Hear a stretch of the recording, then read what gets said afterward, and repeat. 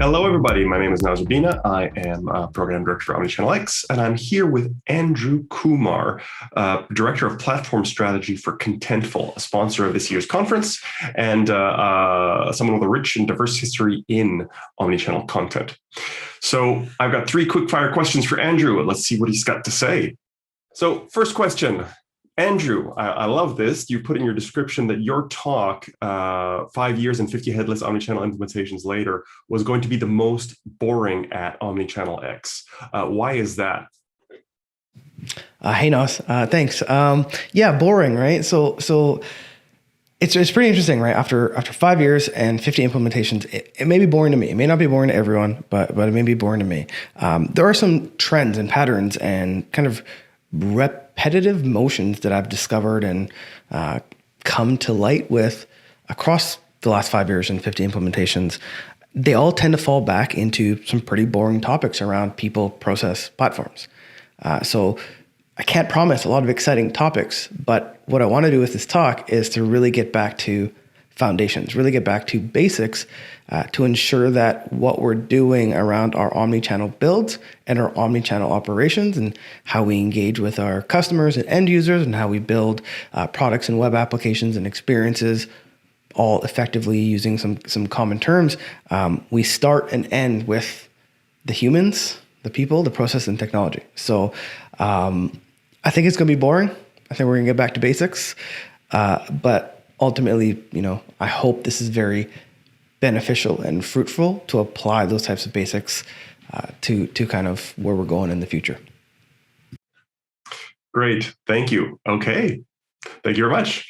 So my next question is, why do you think that digital platforms need to change for omnichannel?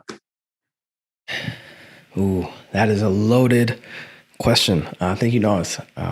In the current state, kind of when we think about the role of a digital platform today, it's generally built or bespoke or channel specific. And as a customer and user engages with a brand across all these variety of channels, they have challenges because they deal with a point solution for commerce, a different point solution for the website, a different point solution for mobile app, different point solutions that have variability, different complexity, different looks and feels. Ultimately, that end user and customer ends up a bit unhappy. Simultaneously, the teams that have to operate and build these experiences using these digital platforms, they're swivel chairing. You have to go from one system to another. You might need to know a different language, a different way of working, have different constraints.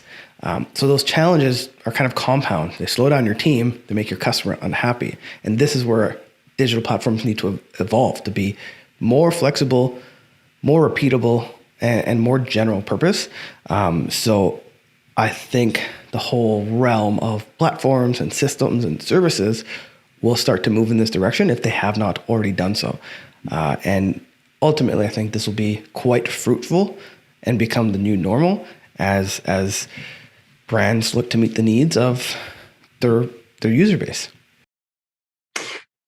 Okay, excellent points. So for my final question, I want you to let me know, this is a big one for me. We've been seeing CMS terms come and go for years. We've had enterprise CMS, web CMS, Agile CMS, Headless CMS, component CMS. Where do you think it's all going? We know that Headless CMS as a term is becoming very popular right now, but are we just going to see it replaced by something else in a few years? I love this question. I've spent quite a bit of time trying to keep up with the buzzword bingo and all of the terms. I think the big shift and the big change that we've seen, especially around digital platforms and now content management systems, is kind of a bifurcation, 2 different jobs to be done and a separation of concerns. So in the traditional CMS, and I'm going to call it a CMS or a monolith or like your digital Titanic system, you have your content management, your content storage, your content display, your content delivery. It's all bundled in one system, and that one system doesn't scale very well to the needs of your users or the needs of your customers or your team. It's just all in one bundle. And what we're starting to see, and With more modern digital platforms, specifically when we think about headless, is there's a separation. There's a interface or collection of interfaces to manage and store and tag and create and author and sort your content. Then there's a different interface. And with headless, that interface are APIs. And that's how that content then gets replicated and delivered to wherever the customer is being.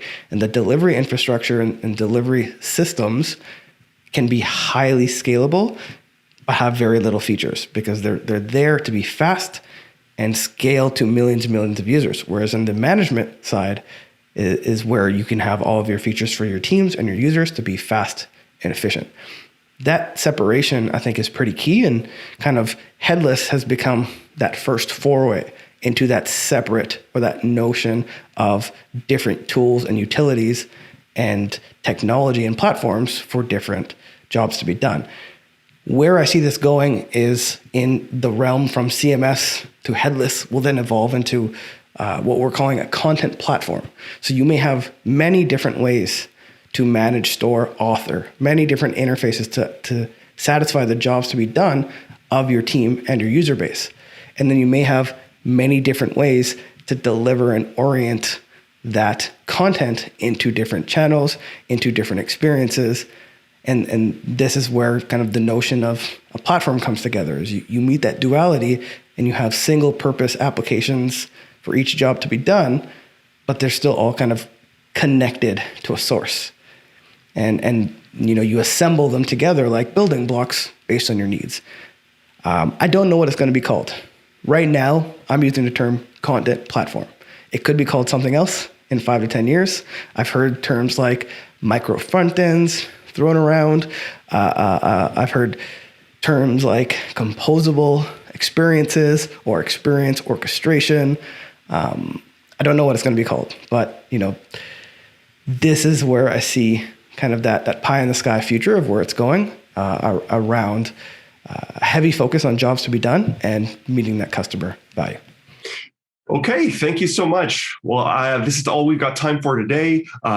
Thank you for watching, and I hope you enjoy the rest of the conference. Thank you, Andrew, for all of your insights. Thank you. And we'll see you all soon.